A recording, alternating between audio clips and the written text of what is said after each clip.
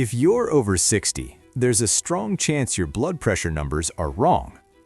Not because your machine is broken, not because you're doing something careless, but because of a few small habits almost everyone has and almost no one is warned about. In this video, I'll show you the most common blood pressure mistakes people make after 60 and one simple adjustment that often changes readings immediately.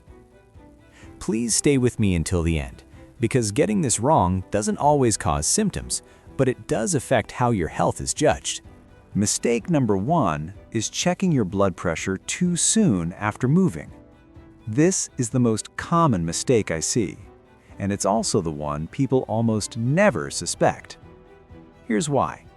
Most of us don't think of gentle movement as activity. Walking from the bedroom to the kitchen, standing at the counter, sitting down in a chair. It all feels calm, normal, unimportant. But your body doesn't see it that way. Even small movements signal the heart and blood vessels to adjust. Blood begins to circulate a little faster. The nervous system stays slightly alert. And even when your mind feels relaxed, your body may still be transitioning.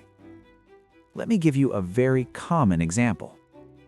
You wake up in the morning, you walk into the kitchen, maybe you make tea or coffee. Then you sit down and think, now is a good time to check my blood pressure. You sit, you put on the cuff, you press the button, and the number appears higher than you expected. This is where confusion often starts. You may think, why is it high today? I feel fine. I didn't do anything different. But something was different. Your body hadn't fully settled yet. After movement, even gentle movement, the heart needs time to return to a true resting state. The blood vessels need time to relax. The nervous system needs time to quiet down. This process is subtle. You usually don't feel it happening. That's why this mistake is so easy to make. You don't feel rushed. You don't feel stressed. You don't feel tense. But the body is still adjusting, quietly. This is why many guidelines recommend something that sounds almost too simple. Sit quietly for a few minutes before measuring. Not scrolling on your phone, not talking, not adjusting your posture. Just sitting. This short pause gives your nervous system permission to settle. It allows the heart and blood vessels to return to baseline. Skipping this step alone can raise a reading by 10, sometimes even 15 points. And here's the important part. That increase doesn't mean your health suddenly changed. It means the measurement caught your body mid-transition. This is extremely common. Almost everyone does this at first. It's not a mistake you make because you're careless. It's a mistake you make because no one explained it clearly. In the next section, I'll show you exactly how long to wait and how to tell when your body is truly ready for an accurate reading. Because the next mistake often happens at the same time, and it has to do with how you're sitting. Stay with me. Mistake number 2 is how you sit while measuring your blood pressure. Most people believe that as long as they're sitting down, everything must be fine. But posture matters more than most people realize. Small details, ones that feel completely harmless, can quietly change your reading. Let's talk about what usually happens. You sit down at the table. You lean back slightly or forward. Maybe you cross one leg over the other. It feels comfortable, natural, relaxed. But your body doesn't interpret these positions the same way. When your legs are crossed, blood flow changes. When your feet aren't flat on the floor, your body subtly compensates. When you perch on the edge of the chair, your muscles engage to keep you balanced. You may not feel tense, you may not feel strained, but your body is working quietly. And whenever muscles engage, blood pressure can rise slightly. This is one of the reasons people sometimes see different numbers, even when they check just minutes apart. Nothing changed in their health. The body simply responded to posture. Here's a situation many people recognize. You sit down to check your blood pressure. One foot is tucked slightly under the chair. The other leg is crossed over. You feel comfortable. You don't think twice about it. The reading comes back higher than usual. Later that day, you sit differently, feet flat, back supported, and the number looks better. This can feel confusing and sometimes even discouraging. But here's the reassuring part. It doesn't mean your blood pressure is unstable. It means posture influenced the measurement. The body is simply responding to how it's positioned in space. That's why the most reliable position is also the simplest. Sit with your back supported. Both feet flat on the floor, not tucked, not crossed. Let your legs relax naturally. Your body should feel balanced, not holding itself up. When posture is stable, the nervous system stays quieter. And when the nervous system stays calm, blood pressure readings tend to be more accurate. This adjustment alone can make a noticeable difference, especially if you've been unknowingly crossing your legs or leaning forward. And again, this is extremely common. Almost no one is taught this clearly. It's not your fault. In the next section, we'll talk about one of the biggest contributors to inaccurate readings: arm position. This is the part where many people are surprised, because even a few inches can change the result. Stay with me. Mistake number 3 is arm position during the measurement. This one surprises many people because it looks so minor. Just a few inches up or down, that's all it takes. But those few inches can quietly change your reading. Here's why. When your arm isn't supported properly, your shoulder and upper arm muscles engage to hold it in place. You may not feel the effort. You may feel calm and relaxed, but the body is still working. And when muscles work, blood pressure can rise slightly. This often happens without any warning signs. No tension you can feel, no discomfort, just a subtle response from the body. Let's walk through a very common scenario. You sit down at the table, you put the cuff on your upper arm. Your arm rests on the table, but it's either hanging slightly off the edge or resting lower than your chest. The measurement begins, the cuff tightens. The number comes back higher than expected. Later, you check again. This time, your arm is supported a bit higher, maybe on a folded towel or cushion. The number looks better. This difference can feel confusing, but it's not random. When the cuff is below heart level, blood pressure readings tend to appear higher. When the cuff is above heart level, they may appear lower. That's why support matters so much. The goal isn't to hold your arm in the air. The goal is to rest it, so the cuff sits roughly level with your heart. This allows your muscles to relax completely. No holding, no hovering, no strain. A simple folded towel under the elbow is often enough. So is a cushion or the table adjusted to the right height. Here's a helpful check. If you can completely relax your arm and it stays in place on its own, you're likely in the right position. If you feel even a slight need to hold it there, your body is still working. And remember, this is extremely common. Most people are never shown how important this is. They assume resting the arm somewhere is good enough, but the body responds to details.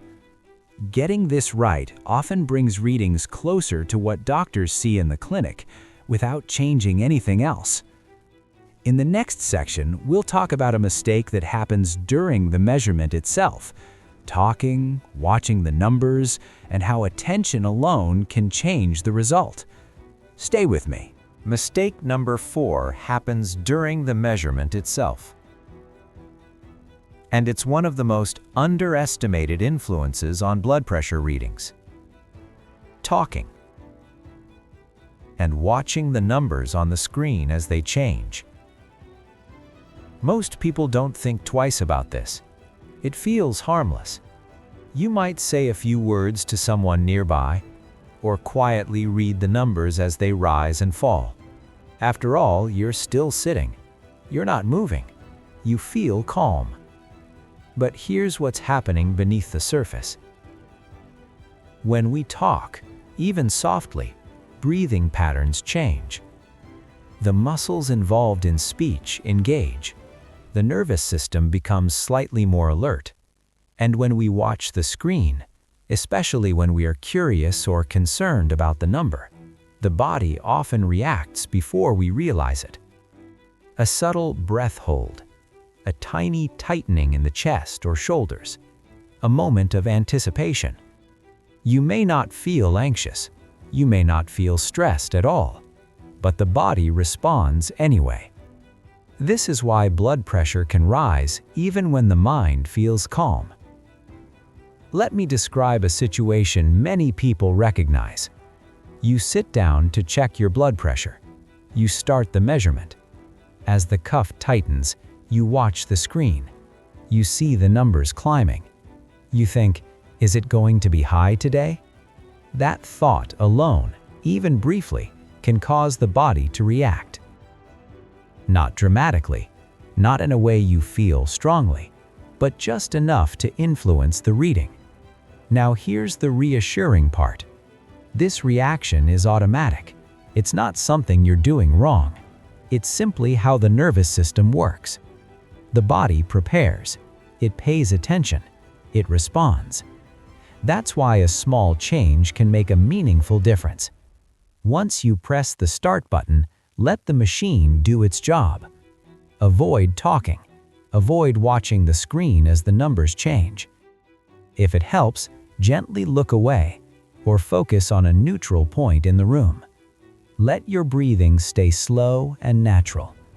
This gives your nervous system permission to stay calm. And when the nervous system stays calm, blood pressure readings tend to be more accurate. Again, this is very common. Almost everyone watches the screen at first. No one explains that attention itself can change the result. In the next section, we'll talk about the hidden factors people rarely hear about: timing during the day, cuff size, and even anticipation before the measurement begins.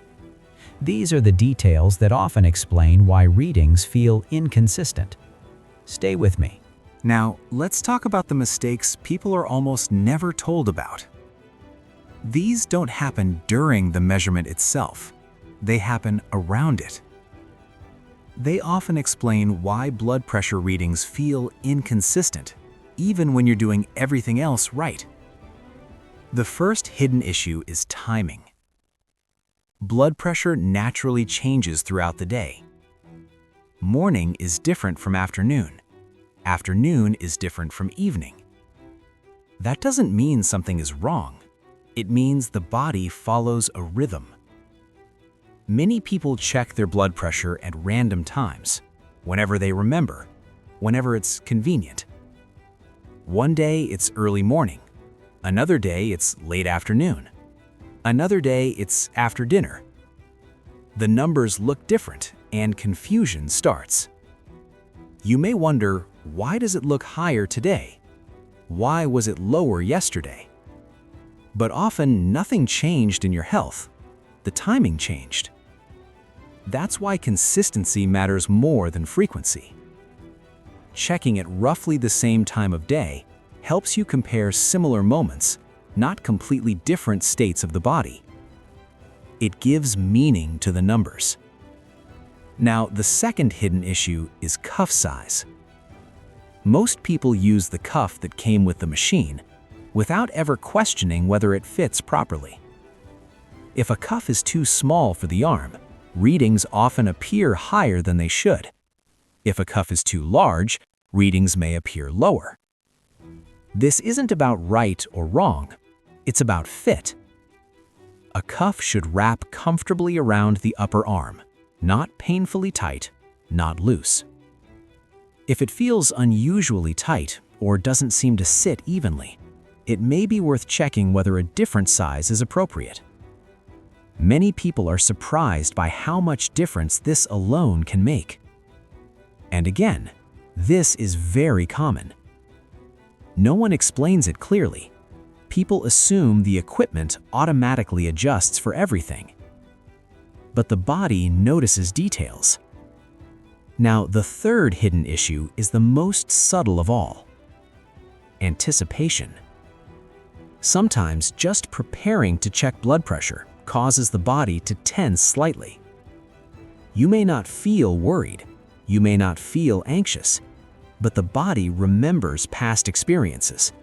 It prepares quietly.